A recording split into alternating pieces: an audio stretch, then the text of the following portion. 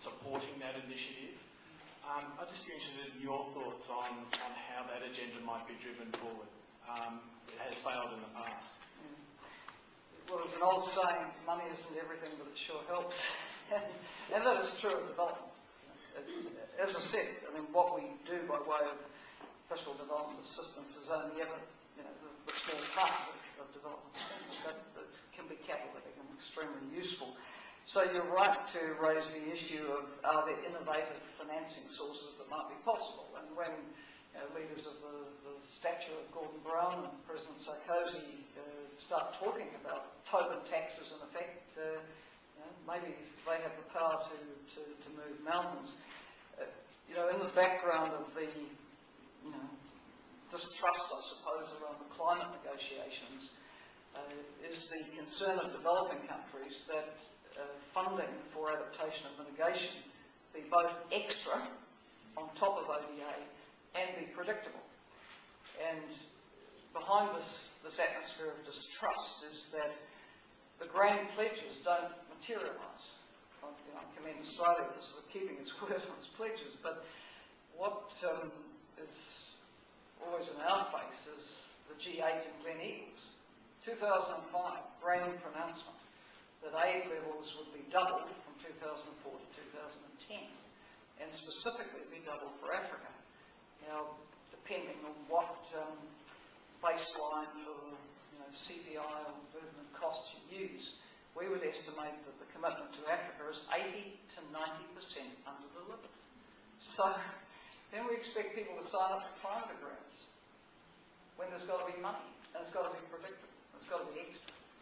Whether it's extra to the 0.7 or extra to what people pay now is another issue.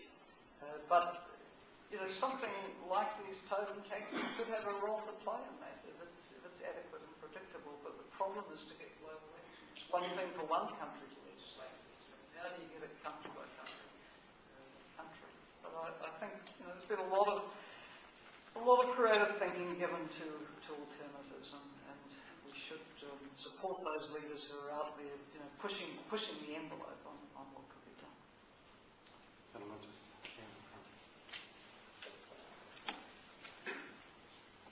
Thank you, and thank you for your presentation. My name is Ian Anderson from the Asian Development Bank. My question is about equity. It's pretty clear that a number of the countries in the region, especially from Asia, will actually reach the MDG goals at a national level, or at least at the national average level, but that the poorest 20%, particularly in terms like child mortality, infant mortality, and especially maternal mortality, the bottom 20% will be virtually untouched. And I wonder if when we look at what happens to the MDG goals after 2015, we could think about putting an equity criteria in there. Well, of course, you're absolutely right, and some of the work which UNDP does in a wide range of countries where we're asked to help report on the MDGs is we focus in on the inequalities between regions, between ethnic groups, maybe faith communities, so that countries can be helped to define where the disparities are and how to address them. For example, we've been asked to help with China's next generation poverty strategy, because while China has achieved at the national level, it has significant inequality still within country, which it's conscious of. But there are many countries who are asking for that sort of support. You raised the issue, though, of should this be a bigger focus post 2015, and we've yet to see how the debate will unfold about what happens post 2015. I think it would be an awful shame to let the idea of development goals like this with a clear focus slip. On the other hand, I don't think the 2010 summit is necessarily the time to start thinking about the next set of goals, because if you do that, people will feel they're let off the hook for the ones that we've got.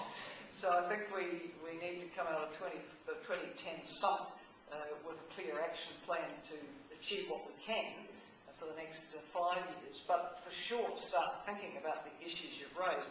I mean, there are some areas where certainly a new set of goals could be vastly beefed up. That's one. Really, climate, environment, energy, they don't get a lot of focus on the goals, and yet we can now see just how integral this is going to be to development progress. The goals, well, they were launched in 2000. The work was done in the 1990s. Well, that's quite a long time ago now. So you have to constantly be, renewing and innovating in your paradigm and your approach. Okay.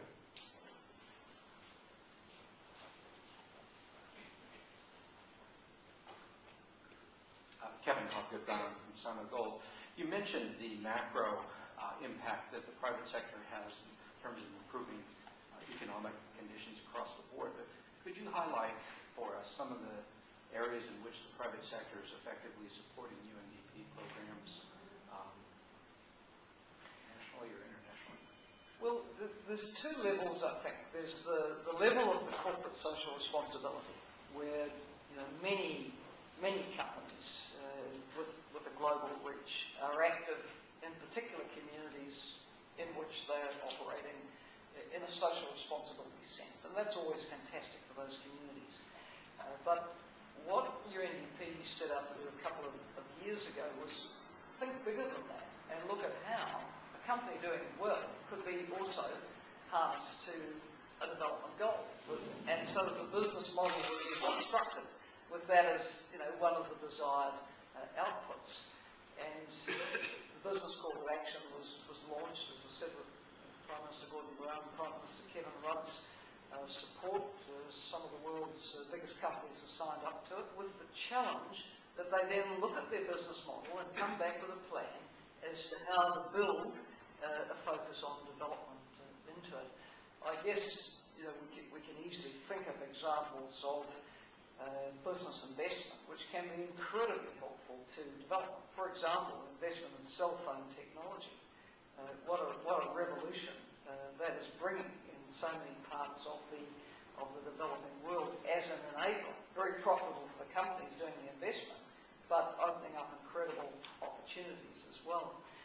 Give you just one example of how that kind of investment then relates to other things you can do. UNDP in Ethiopia put up the seed funding to develop the concept for an Ethiopian commodities exchange, which Ethiopia has never had. The traditional way of selling your coffee or your seeds of grain was the middleman came around to your village, it took your crop, and really you had no idea what the global market price was. You don't know whether you're being ripped off or not. Probably were in many cases. So the idea was to have a commodities exchange which would have more transparent trading and be linked into what the global price is. I went to the exchange and rang the bell, as one would in the Sydney Stock Exchange, and the traders are on the floor like you'd see in Chicago or London or Wall Street or wherever, and up on the boards the international price for that grade of coffee or whatever it was at the time. With the cell phone technology, that news can be right back to the village in a small town. And it links them into global markets. So a whole lot of things start to connect here. And I found that very, very, very exciting, both the concept of the exchange and the concept of feedback through new technologies to farmers. I think it's revolutionary. Michael Fullilove from the Lowy Institute. Thank you, Ms. Clark, for the very substantive and interesting remarks you made.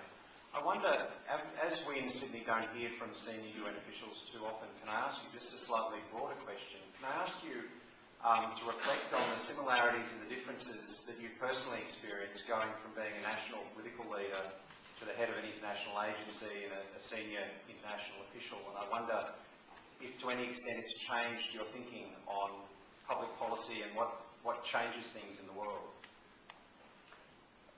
You would be surprised how similar the two jobs are. Very political, of course. The context is highly political, and it draws on all the same skills sets. But there's one major difference. When you are the leader